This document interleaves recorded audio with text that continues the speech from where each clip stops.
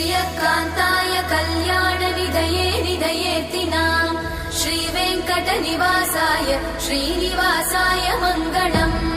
लक्ष्मी सविभ्रमालोकसुभ्रूविभ्रमचक्षुषे चक्षुषे सर्वलोकानां वेङ्कटेशाय मङ्गलम् श्रीवेङ्कटाद्रिशृङ्गाग्रमङ्गलाभरणाङ्गये मङ्गलानां निवासाय श्रीनिवासाय मङ्गलम् सर्वावयव सौन्दर्य सम्पदा सर्वचेतसां सदा सम्मोहनायास्तु वेङ्कटेशाय मङ्गलम् नित्याय निरवध्याय सत्यानन्दचिदात्मने सर्वान्तरात्मने श्रीमद् वेङ्कटेशाय मङ्गलम् स्वतः सर्वविदे सर्वशक्तये सर्वशेषिने सुलभाय सुशीलाय वेङ्कटेशाय मङ्गलम्।